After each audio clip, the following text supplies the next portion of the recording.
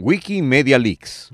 La relación entre medios y gobiernos de América Latina bajo el prisma de los cables de Wikileaks. Capítulo Argentina. En marzo del 2008, ya en la presidencia de Cristina Fernández de Kirchner, se desempolvó una nueva ley de medios que representó de inmediato una escala de críticas y ataques jamás visto en Argentina. Los medios privados y la Embajada de Estados Unidos protagonizaron la oposición. En los diarios se podía leer: preocupación de editores por los ataques del gobierno a la prensa, el asedio a la prensa. No hay cifras confiables sobre lo que se gasta en publicidad oficial. El embajador norteamericano R. Anthony Wein se convirtió en protagonista al punto de emitir a Washington 2.233 cables internos que constan en los Wikileaks publicados. Una clara alianza entre la embajada americana y los grupos privados contra el gobierno argentino.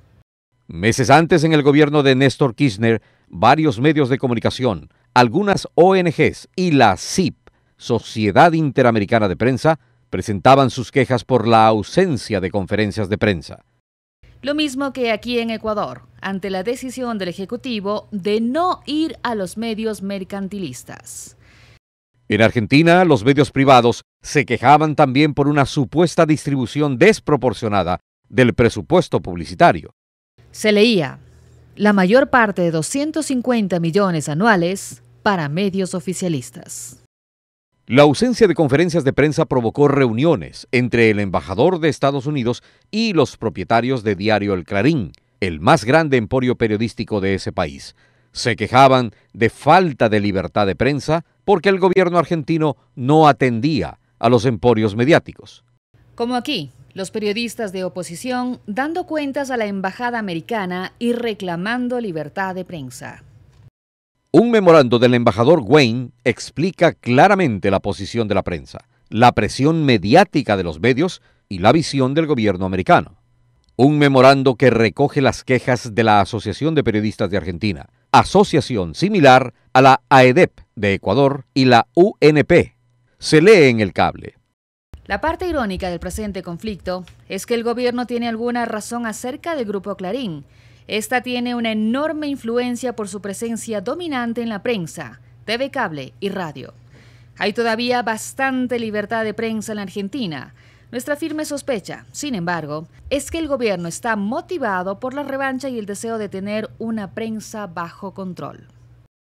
El embajador se quejaba igual de los medios por no cumplir con su cometido. La habilidad y voluntad de los medios para hacer investigaciones es limitada. Funcionarios de la Embajada Americana y de la Casa Blanca se reúnen con políticos y gremios de periodistas. Tenemos una excelente oportunidad para influir positivamente en el borrador de la ley de medios. Reseña un Wikileaks.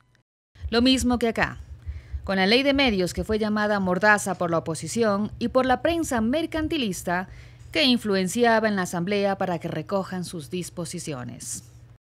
El diplomático transmitía dudas sobre la afectación a la libertad de expresión. Se mencionaba en los cables. Una restricción que dijeron que no existe en ninguna democracia del mundo. Nos suena muy familiar porque lo mismo se dice en Ecuador.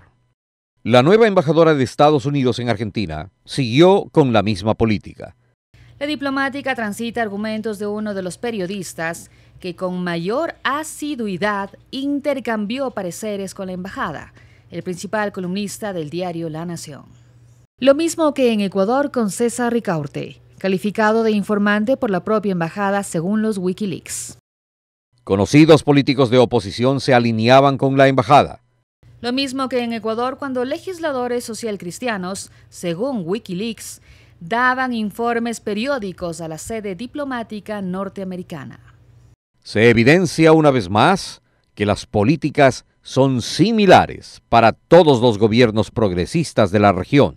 Los grandes medios de comunicación privados en complicidad con embajadas extranjeras con el cuento de la libertad de expresión. No hay nada nuevo bajo el sol.